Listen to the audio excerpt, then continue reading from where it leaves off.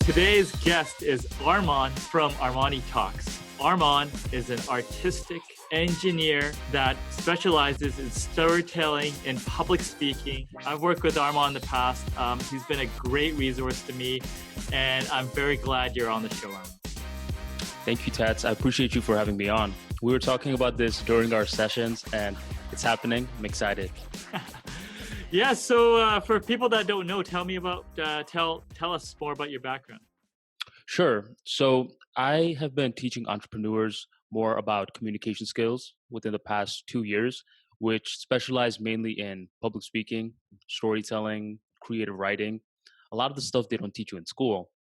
And I pretty much do that through my media brand, Armani Talks, and via consultation sessions.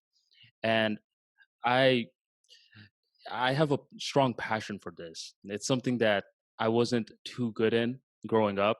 I was the shy kid, had a strong accent. So it was something that required me to learn it from ground up, learn the nitty gritty details, and it's certain knowledge that I can share back with entrepreneurs nowadays. Okay, well, I'm a shy guy that's kind of always trying to expand the comfort zone. But how were you able to overcome it? So for me, at first, the biggest lesson was knowing that I could overcome it. And what happened was in my home country in Bangladesh, I was always the very loud, talkative kid. So picture the exact opposite of a shy person. But by the time I came to the US, I had to learn a new language and I had a strong accent, which made it extremely tough to be comfortable. So that's when the personality shift had occurred. And it was pretty much like that for the next couple of years up until I got into college. And around college, a lot of people were telling me about this club called Toastmasters. And truth be told, I thought Toastmasters was a club where, you go, you have breakfast, you have toast. But they're like, no, no, you could learn public speaking. And as I networked with the people in the club, a lot of them said that they also started off as very shy, very introverted. They weren't people person, and they were able to turn it around by simply practicing. So when I learned that you could practice it and get better, that's when the light bulb moment happened. Now, I've been in Toastmasters in the past before, and you know, I wasn't able to get the breakthroughs that we're talking about. Was it just Toastmasters? I mean, that just kicked it off. I think for you, like what really sort of helped you sort of elevate to that next level? So Toastmasters, it got the whole ball rolling. Now, after Toastmasters happened, I was curious as to, hmm, how far can we take this? Or what else can we learn? And growing up, I wasn't the best writer either. So I was like, if I could figure out public speaking, I wonder if I could figure out creative writing. And that's when I started the Armani Talks Twitter account, June 2018. And I was just sharing my background in communication skills, on fixing your accent, just a few practical tips that I personally went through. And that's when I figured out that you could learn how to write by beginning off with tweeting. It's you building a little writing muscle that gets it up. And after public speaking, writing, got into YouTube. And pretty much the way that it works is once you start figuring out one communication skills muscle, it starts to have a spillover effect to different branches as well. I mean, a lot of people that they don't know the value of Twitter, or they're not even on Twitter. Like, how did it sort of go from a tool that a lot of people just use as a hobby to something that sort of really propelled you into the spotlight?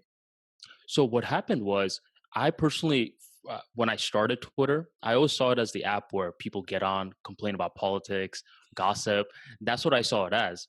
So when my former roommate was telling me to get on Twitter, I was not a believer.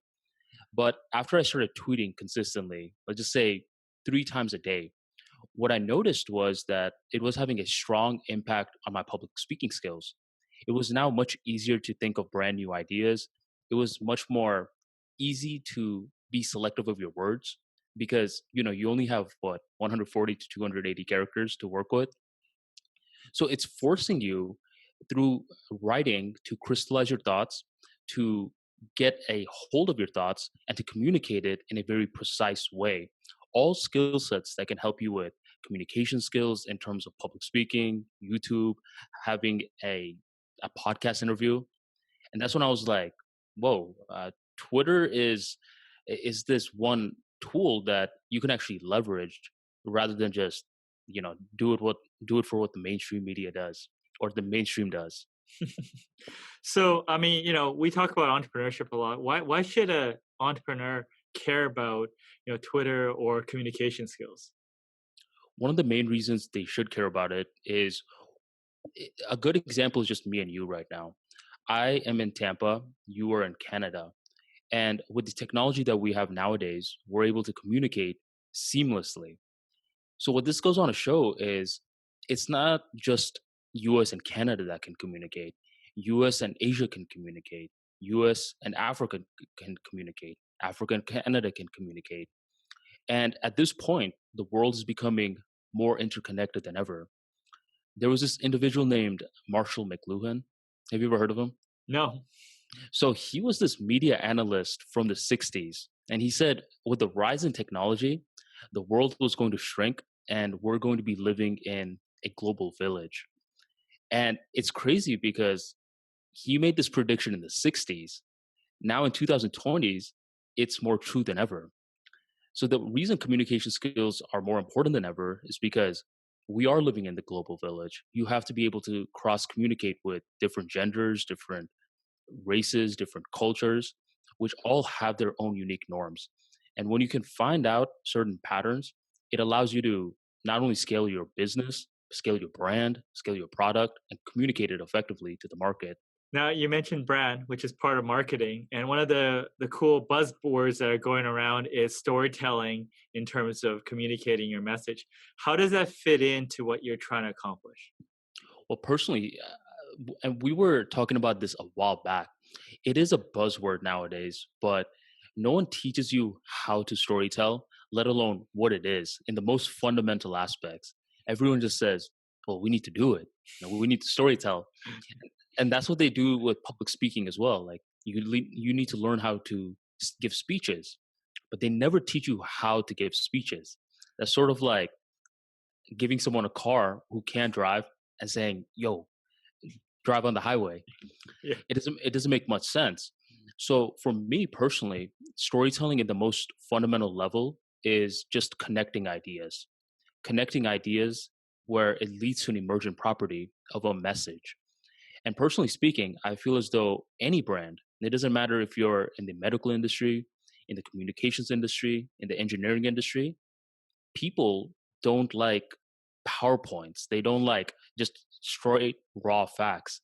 They like stories. And it's just a connection of ideas that leads to something bigger. That's why nowadays, Tats, I don't know if you're aware of this, but a lot of CEOs are working with screenwriters. And that's because they're understanding the trend as well. The PowerPoints are not going to get people riled up. It's not going to get people motivated, but an entertaining story will. How does someone dip into the storytelling world and start to be able to leverage that power? Truth be told, I'm not going to lie. I may be biased, but I think Twitter is one of the best platforms to start off with. You could either start off with Twitter or you can create a YouTube channel. And if someone is very camera shy in the beginning stages, I recommend having a private YouTube channel. And when you can do something like that, say you start the YouTube route, what I recommend next is work from the very nitty gritty fundamentals. Don't try telling a 15-minute story from the get go. Do the 1 minute story. I remember you're pretty familiar with that. Explain the 1 minute story. So the 1 minute story is where you have to tell a story in 1 minute or less. And your main three components are having a character, conflict, and resolution. At the core of it all, that's all a story is: a character, conflict, and resolution. How you spin it is how you spin it. But ultimately, you need to get it done in 1 minute or less. Now, your viewers may be wondering, why 1 minute or less? Why can't I say it for longer? The biggest problem, Tats, and I'm sure you've acknowledged this. You ever been to a party where someone is just telling a story, and you're thinking, what the heck is this guy talking about? The thing is, if you can't tell a 1 minute story, then your 10-minute story is going to be very boring because you have a lot of unnecessary details. Practice with very atomic-like structure and then expand from there. Give us an example of a common 1 minute story that comes to mind. Okay, so a good 1 minute story. There was a there was a man named Peter. Peter one day saw on his Facebook feed a lot of people with dogs. So he decided that he wanted to get a dog as well in order to build his engagement on his Facebook profile. Next week, he goes and gets a dog. The day that he gets a dog, he notices that it's a nuisance, keeps taking a poop all over the carpet. So he returns the dog, gets a turtle. Once he gets a turtle, he realizes the turtle is worse. At this point, he realizes he's going to switch to Instagram. It's got the nice little twist at the end. I think we talked about surprise endings and understanding the composition. So I mean, stories deliver a feeling in emotion. It's memorable, right? Be able to distill a short story to a point where it's impactful is a very strong skill. I 100% agree because, especially in today's world, you'll notice that communication has a huge part to say with attention. A lot of people, they can't hold attention for more than what, 8 seconds or so. So that is going to have a huge factor in how you communicate in today's era, especially on digital era or whether it's on the public speaking stage. You need to be able to get to the point, and that's becoming more of an art than ever. When we worked together, you did a tons of different drills to try to get more comfort out of speaking in front of a camera and stuff like that. Can you go into some of the common ones that you run people through to get them more comfortable in being on camera? Of course. So one of them was the 1 minute story. That's one that gets people speaking with more confidence. And to add on to that, there was the other one called intent light switch. You remember that one? The intent light switch one is where a lot of people, what happens is when they're communicating in front of a camera or on stage, they have a level of hesitancy. And this is normal for any first time acts that you do. But just like a light switch, it's either on or off, right? It can't be in the middle. If it's in the middle, what happens to the light? It never turns on. Mhm. So the intent light switch is basically forcing these individuals to either make it on or off. They need to speak with that sort of conviction. If they're speaking like this, that's hesitancy, and that means your conversation mode is off. Which brings me to the third exercise, and that is called the BS exercise, where you have to make up something completely false, like my name is Tats, you know. And whenever you are challenging yourself to say something completely BS, but say it with the full confidence, you're working out your communication skills muscle. I do recommend to maintain some discretion. You shouldn't be lying left and right. If you can say something that is not true with the utmost confidence, then you can say something that is true with even more confidence. When I was working as an engineer, Tats, the biggest problem that a lot of these very overly logical engineers had wasn't their understanding of the system. Their understanding of the system was supreme. But the problem that they had was they didn't believe that they knew what they knew. They didn't feel as though they were a subject matter expert. So, although this act is counterintuitive, it trains you to have more confidence in the truths that you tell. So for people that, let's say they have the abilities but they don't believe in themselves, this methodology will help you bridge that. Yes. And this is something I recommend you do in private because then you can make fictional stories. And it doesn't even have to be something that's a blatant lie. It could be something that's fictional, something that you know that factually can't exist, but you're exercising your mind to work through the friction. That's the main act of the exercise, working through the friction. And once you're able to do that, when you're having a podcast interview, when you're having a YouTube interview, you always feel comfortable. You feel more battle tested. And these sort of exercises, it's different for different people, but ultimately it all leads to the same principle, which is to speak with the intent light switch on. Give me an example of someone that you work with, getting out of their shell. So one of my former clients, he was not able to even talk one on one with me. And for him, he is a big CEO in his company in Tampa. Thing with him is he's great in public, but he's one of those people where if there's technology involved, he freezes up. Mm, So for him, it wasn't a matter of just being shy as a whole, but he was shy situationally. mm, And that surprisingly happens because due to the digital divide, which is that there's a generation that didn't grow up with technology, yeah, yeah. they don't feel comfortable around that. And for us, what we did was we basically just did a little bit of exposure therapy where we got him comfortable in doses. So I would ask him to just send me 10-second videos just talking about his day, worked his way up. Eventually, he would send me longer videos through YouTube talking about a certain topic. And from there, we were able to get his YouTube channel launched. And his formula was similar to a few other clients. Nowadays, he does LinkedIn, he does Instagram live, because going live isn't easy. But it starts with just getting yourself learning the fundamentals, the basics, and working up from there. Are there any other situational things that you've noticed in terms of, they're very competent, but they get in a certain situation and they freeze up or they limit themselves somehow?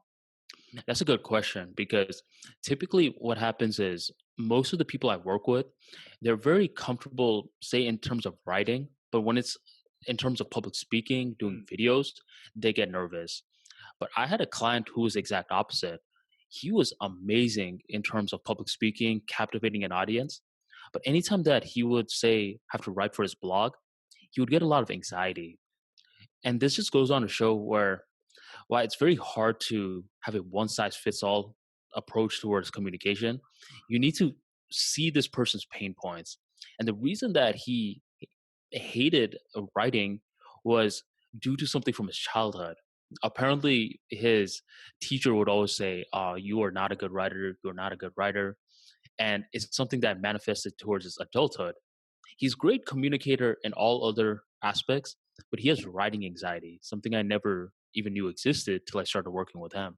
What are the components of a great online, I guess, what do you even call it? A content machine or Co- influencing machine?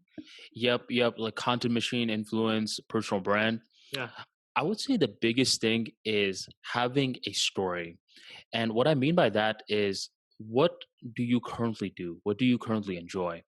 And this is a topic that you can talk about for days and days and weeks and weeks. Like for me, it's communication skills. I can talk about this for a very long time. I'm sure you can't have me on for a few weeks, but we could talk about it for a while. For you, I mean, we would normally get into conversations regarding entrepreneurship. I could tell like that's something that you enjoy. And if you have something like that, that you can enjoy, talk about consistently, that's when you should start sharing your story. And what you'll notice is that you'll accidentally build up following. You'll see other people who like communication skills or are trying to improve on it are like, yo, let me check out Armani Talks. Or other people that want to learn more about entrepreneurship that wants to check out your content. So the best personal brands are typically built on the back of hobbies. If you can do that, then a lot of things start changing up for you. It's a huge paradigm shift. You're a busy guy. You're involved in so many things now. Like, how do you sort of keep it all together? What are your sort of top three habits or routines that help you sort of pull it together? So in the morning, what I do is I don't do anything technology related. I actually got an old school alarm clock recently. I don't do anything technology related. I just do my mind activities. So meditation, journaling, going to the gym, just the basics. If I don't do that, then the whole day just kind of passes on by. I'm like, what happened? It's done already. So that's the first act. I just get myself centered. The second act is getting the content created, whether it's YouTube, podcasts, blogs, tweets, or whether I have to give a speech for that particular day. And later on, in the day is when I work with my clients. I typically do that later on because now I understand that I got all the activities that I'm purely in charge of done, so I can give my clients my full attention. What do you see in the future? Like, what are you trying to build out here? Because I know you have quite a lot of influence on Twitter. Your YouTube channel is growing every time I look. What's the future look like for you? So the future basically is expanding Armani Talks more. I want to keep the channel growing and keep allowing people to know that you can learn communication skills and it's never too late. And even if they can't afford my services, I believe that my free content will help them out tremendously. And from there, I do want to expand on different products. You gave me a brilliant idea for a product a while back. I, I, I don't want to share too much yet because I'm still in the future process. Get more products up and launching, and work on future businesses as well. I've been involved in online business for some time, and it's something that I enjoy. It's something that I find fun, and it's not just about the money. It's more about providing value in particular niches that turn into assets. So with the Armani Talks, I mean, the main goal right now is to keep the brand growing, keep on leveraging the communication skills and meeting like minds like you. That's awesome. The great leaders I've interviewed in the past, they've all had great communication skills, or they've had a team that had that skill set close by. And I think it's a critical skill, because with digital, like you said, everything is more magnified. And to be Hmm. effective, I think, you need that skill to compete and to be effective. So anyway, thank you, Armand.